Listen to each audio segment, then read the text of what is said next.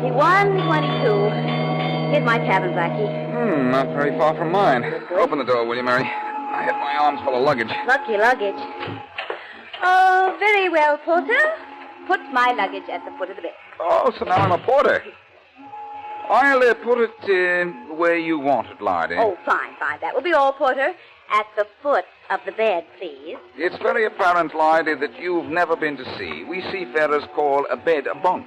Well, it's a lot of bed. It's a lot of bunk. Oh.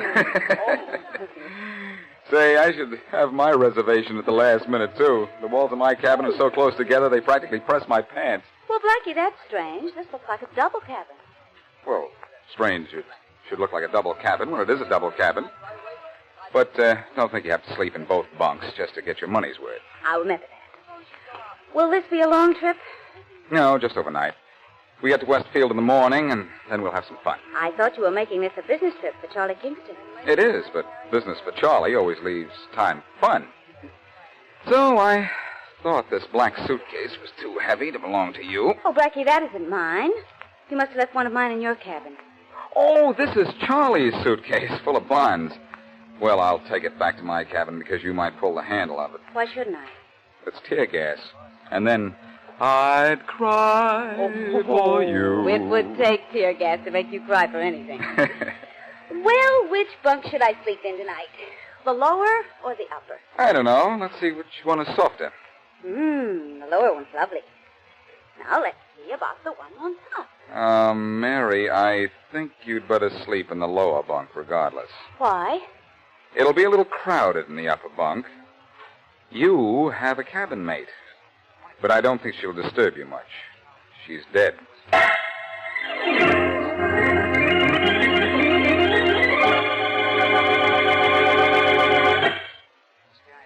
Now here's Richard Calmer's Boston Blackie. Enemy to those who make him an enemy, friend to those who have no friend.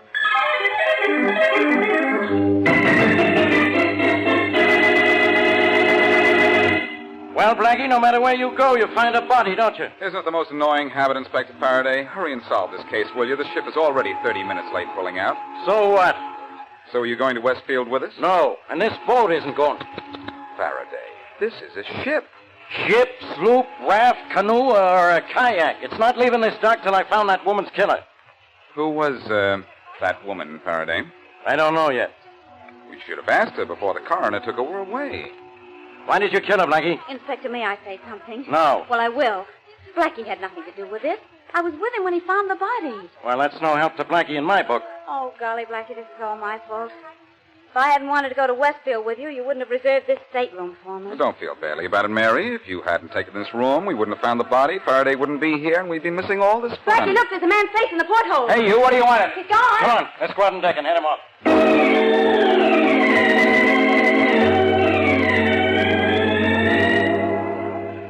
Well, that was certainly a false alarm, Miss Wesley. But, Inspector, how did I know he wasn't snooping? Well, he wasn't. The first mate said he was trying to repair a broken guy wire or something. Or something, Inspector? You should have followed that up. He told me what it was, but I don't understand this seagoing lingo. Well, let's get out of here. Just sit still, you two. The captain will be here in a minute. Oh, Blackie, what's this under the captain's chair? There's something just like it on the wall in my cabin. There's one in every cabin, Mary. It's a life raft. Oh, you trying to kid, Blackie. It looks like a rolled-up inner tube with a tube of toothpaste attached to it. That thing wouldn't float a midget. It'll float a couple of people, Faraday. It's a collapsible life raft. What do you have to do, unfold it and blow it up? Oh, no, Mary. Press that little button on top of that tube there, and in about 2 seconds you have a raft about twice as big as the top of the captain's desk and 1/2 the size of Faraday's head. Let's press it and see what happens. No. Now, Mary, please don't. Not now. I never have any fun. Sorry to keep you waiting, Inspector Faraday. That's all right, Captain Randall. Who is the dead woman? Could you find out? Yes. She was Charlotte Aiken. Oh, I've heard of her. Something about money. Something about $2 million. Look, when I want information from you two, I'll ask for it. Faraday, before this is over, you'll be begging for it. I'll beg you right now to keep quiet. Say please. Please. I said quiet. Captain Randall, where did Mrs. Aiken board the ship? At Westfield, just before sailing time yesterday afternoon. With Martha Vale, her traveling companion. Where is this Martha Vale? At home. You better get me her address. I'll have to see her. Well, forgive me, Inspector, but I took the liberty of sending for her myself. and asking her to come down here. You captains are used to running everything, aren't you? Aboard ship, yes, Inspector. I've ordered a complete passenger list for you, sir. Well, thanks. I'd like a copy of it. But I think I have my killer. Meaning me, of course. Why not, Blackie? There are 150 staterooms on this ship, and I find you in the one with a body in it. The one, Faraday? Well, maybe there are other staterooms equipped with bodies. Let's look. Excuse me, Inspector, but it's way past our sailing time. When can I give the order? Don't worry, Captain. In an hour's time, your ship will be at sea. So that's where you'll be, too, Faraday, at sea and sending out an SOS for me. So help me, Blackie. So I'll help you, Faraday. Martha, wait, don't go in there. Father, what are you doing here? Stopping it. Hey, what's going on out there? Let go of me. You're hurting my I'll arm. break your neck if you... No, don't, Bob. Come on, let's go outside and see what this is all about. Careful, Faraday. You may get into trouble. Martha, I'm sure you're a fool. Why do you want to get mixed up in a murder? What should I do? Hide? It wouldn't do you any good. I'd find you. Oh, If he didn't get lost looking for you. Quiet, Blackie. Who are these people, Captain? This is Martha Vale, Mrs. Aiken's traveling companion. I don't know the man with her. hello, Captain Randall. This is my brother, Bob. Well, this is Inspector Faraday of the police. Oh, yes. Miss Vale, were you with Mrs. Aiken on the trip she made from Westfield last night? Yes. How about you, son? No, I never traveled with Mrs. Aiken. If I could have had my way, my sister wouldn't have been traveling with that Aiken woman either. All right. Keep on talking, son. And say something when you do. I'm not so selfish that I want to be the inspector's only suspect in this murder. You? Oh, dear. Don't look so alarmed, Miss Vale. Inspector Faraday accuses me of every murder in town. I think you'd better tell me everything. No, she doesn't, Blackie. She tells me. All right. She tells you, and then I figure it out for you. Quiet, Blackie. Now answer a few questions for me, Miss Vale. Now, remember, Martha, by law, you needn't say anything. Look, son, am I going to have trouble with you? I want my sister to know her rights. She's mixed up in this. She should see a lawyer before she answers you. And Faraday, why don't you stop asking all the stock questions and ask the one question that really should have an interesting answer? What are you talking about, Blackie? It seems very strange to me that Miss Vale should be traveling with Mrs. Aiken and get off the ship alone, leaving Mrs. Aiken in her stateroom dead. Excuse me, Inspector Faraday. Mrs. Aiken wasn't found in her own cabin. Hers was number 85. Her body was found in 22. That means something. Don't you wish you knew what? Oh, Blackie, darling, be quiet. All right, everybody.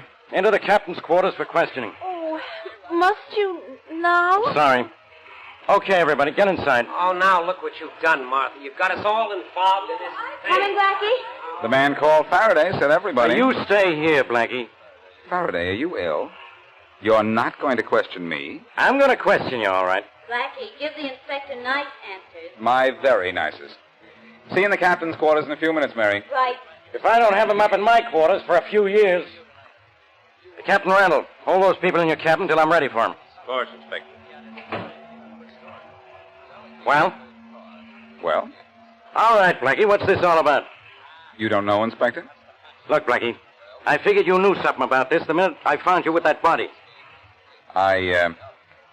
If you didn't think so, I'd be awfully disappointed, as a matter of fact.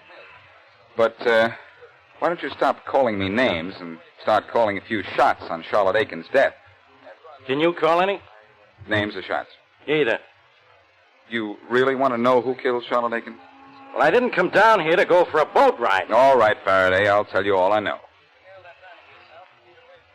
Well? We went through that well routine already. I'm telling you all I know.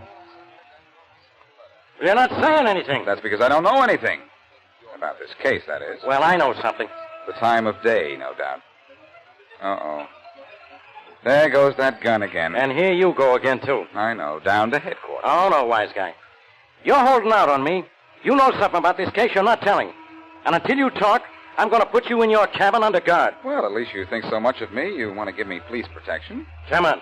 On second thought, Faraday, am I being put under protection for your sake or for mine?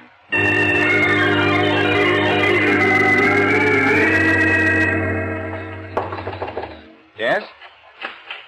Boston Blackie, sir? Yes? You said you was steward? Yes, I want something to eat. Sandwich, sir? Sure, anything. Yes, sir. Sandwich. Right away. Well, what are you standing there for? I know who killed Mrs. Aiken. What? And I know why she was killed. Well, never mind that sandwich. Let's have this instead. Better still, let's get Faraday in here first. No, I can't go to the police. I don't dare talk to you now. The cabin is being watched. I'll see you here at midnight.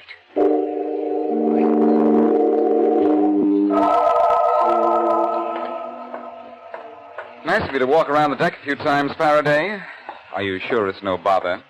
I even take my dog for a walk every night. 2 to 1, he outsmarts you. Very funny, Blackie. I didn't think so. Here's your cabin. Take a good deep breath of air because you're in for the night. Okay, Inspector, good night. Go on, Blackie, get in there. Alone? No, I'm going in with you. No, I'd rather be alone. I'd be in better company. Now, wait till I turn on the light. I just want to make sure you're not hiding something that...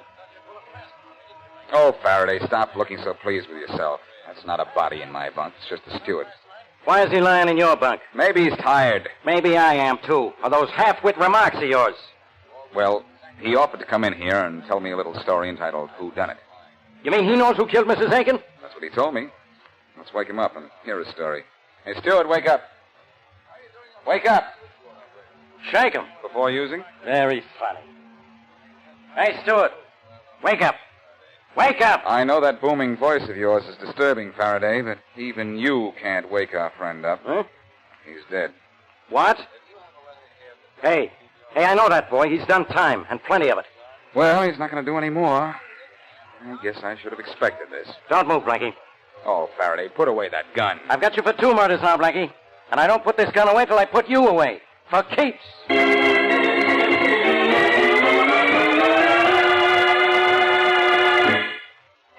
And now, back to Boston Blackie.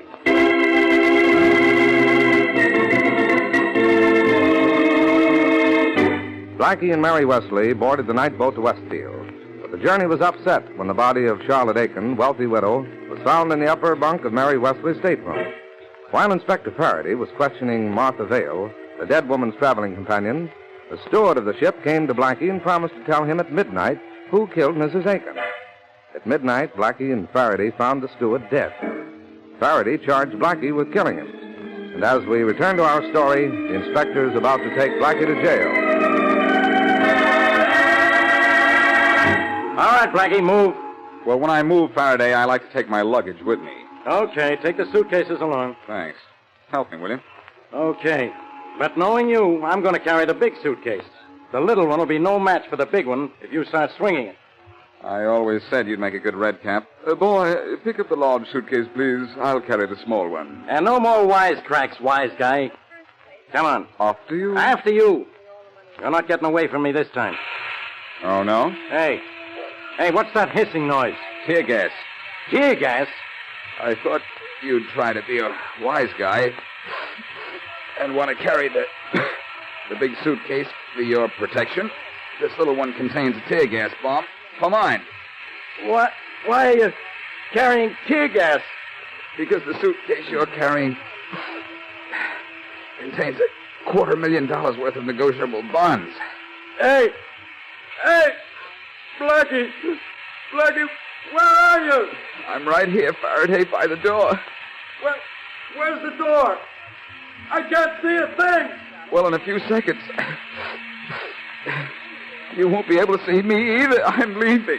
Blackie, come back here. Come back here or I'll kill you. Go ahead and shoot me, Faraday. I dare you. So help me, Blackie.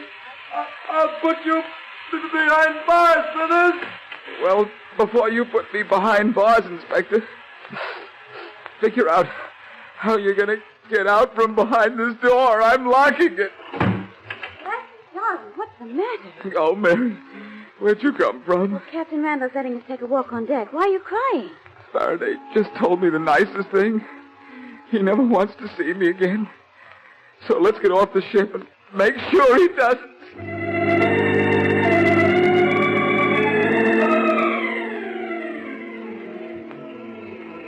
If she isn't on the train, Blackie, then what? Then Martha Vale is smarter than we are. My brother told us she was on this train and... Oh, here she is. She's alone, too. She looks like the lone wolf type. Hello, Miss Vale. Going somewhere? Oh, I didn't kill Mrs. Aiken. She was alive when I left the boat. How do you know? Well, I guess I don't know. We had separate cabins. I left the ship as soon as it docked. I had some shopping to do for Mrs. Aiken. It was very important. Then she could have been dead when you left the boat? Well, maybe she could have. I didn't go into her stateroom before I went ashore. She sometimes slept late. Well, tell me, did Mrs. Aiken act at all strangely on the trip from Westfield? Oh, not unless there's something strange about taking a walk in the middle of the night because you can't sleep. About what time did she go for this walk? Well, just before midnight. What time did she come back? I don't know. Well, did anything strange happen last night after Mrs. Aiken went on deck? No. Think now. Oh, well, just before I fell asleep, the ship slowed down a little. But it always did around that time of night on every trip. I tell you, I don't know anything about Mrs. Aiken's death. Now, will you please leave me alone? If you'll tell me just a little bit about your brother. Oh, I see. He didn't like the idea of your being Mrs. Aiken's companion. He wouldn't tell me. What else wouldn't your brother tell you? Where he made all... I mean, nothing. You mean where he made all his money, don't you, Miss Vale? I didn't mean anything. I think you meant a lot. I'm getting off at the first stop, and I'm going to see him. Maybe he doesn't know more than you do, but maybe he'll say more.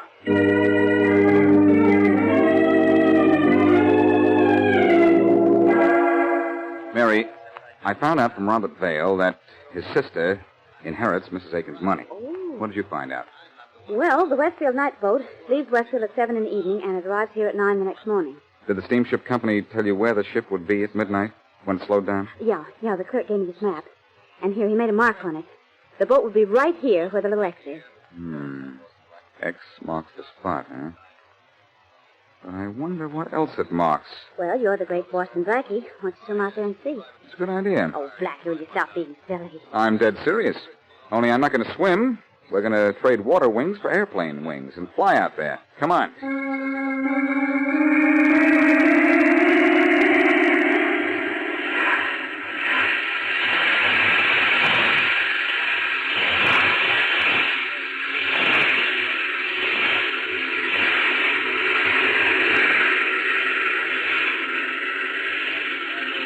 is the spot on the chart you showed me, Blackie. It's a buoy on the water. Nice flying, buddy. We're right beside it. Is that chain hanging from the top of the buoy fastened to whatever holds it into the water? Yes, I think we... Say, wait. The chain that holds a buoy in place would be underneath it, not on top of it. A chain is hanging loose, Blackie. Why don't you have a look at it? Okay, wait a minute. I'm going to climb out on the wing. Now I can reach it. Yeah, now I have it. What is it, Blackie? Just a loose chain? Yeah, with a sort of a snap on it. Like the one you find on the end of a dog leash. So? So nothing. Okay, pilot. Let's go back to the mainland. Oh, are we going up in the air again? Yes, and if I don't get a bright idea pretty soon, we'll be up in the air in more ways than one.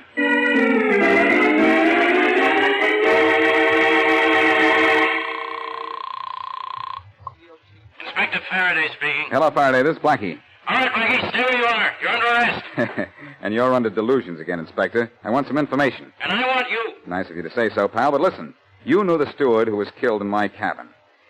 What did he do time for? None of your business. It's your business, though, Faraday. Tell me, and I'll bring in your killer. Nothing doing. Okay, Faraday, if you don't want to solve this case, All right. But don't forget where you got the information. I don't think you'll let me. What was the steward sent up for? Smuggling. Now, is that any help to you? Probably not. You give such useless information, Faraday. So long. You listen to me, Blackie. Well, Mary, the steward was arrested for smuggling. Is that any help? No, I don't see it. Smuggling? Smuggling, yes, of course. Of course it helps. How?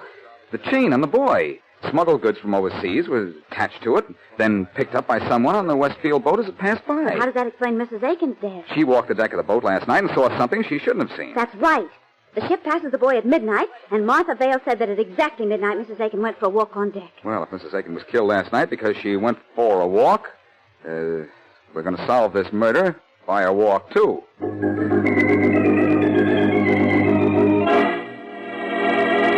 This is the way I figure it, Captain Randall. You must be good at figures, Blackie, if you can slip past the police guards on this boat and walk right into my quarters. Oh, let's not waste time with my accomplishments, Captain Randall. I'm more interested in the doings of someone on this ship. What do you mean? I think Charlotte Aiken was killed because she couldn't sleep last night. I have good reason to believe that this ship of yours is being used for smuggling small but highly priced articles into this country. That's absolutely fantastic. My ship goes to no foreign port. Why, we never sail a course more than 8 miles offshore. But you pass a certain buoy about 8 miles offshore every night at midnight. When we're on schedule, yes. Well, here's what's been happening on your ship, Captain Randall. When it slows down as it passes that buoy, someone on the lower deck reaches out with a hook or something and very neatly catches a chain dangling from the top of the buoy. You know there's a chain on the top of that buoy? Yes, I looked at it myself. On the end of that chain would be a package or a box or a container of some kind. Once the smuggler has that container aboard, he can bring it into the country. Yes, that's true. We don't have to pass through customs. What makes you think my ship is used for smuggling? Your steward, the one who was found dead in my cabin, was once arrested and convicted for smuggling. Mrs. Aiken was killed because she was on deck at midnight last night and saw the smuggler at work. If she was killed at sea, why wasn't her body tossed overboard? The smuggler didn't have time for that, I suppose. But he put her body where he was sure it wouldn't be found. What do you mean? The killer checked the reservations list for the return trip and found the stateroom 22 would be empty. He hid Mrs. Aiken's body there, hoping to get rid of it at sea the next night. Oh, yes. And the reason the steward was killed was that he saw Mrs. Aiken's body being taken into the cabin and was going to tell me. Blackie, you're too smart to live. Everybody pulls a gun on Blackie. What are you smuggling, Captain? Diamonds from Africa.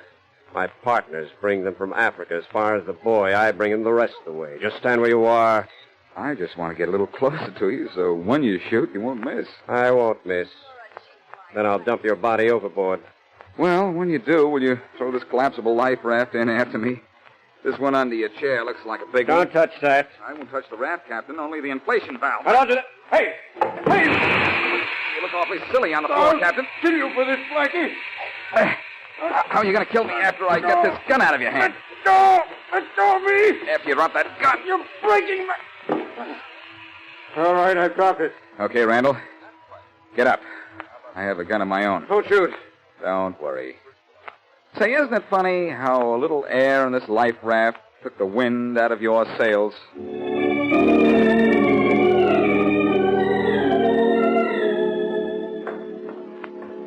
21, 22. Here's my cabin again, Blackie. Open the door, will you, Mary? I've got my arms full of luggage. Lucky luggage? Oh, I said that before, didn't I? I liked it just as much the second time. Very well, Porter. Just put my luggage at the foot of the bed. Blackie, will we get to Westfield this time? I don't know. I can't guarantee anything. Well, do you think we dare look in the upper bed? I mean, bunk. I don't know. You look. No, maybe you'd better look. I'd rather you looked. Well, if you'll remember, last time I looked, we found a body up there. Oh, yes, that's right. All right.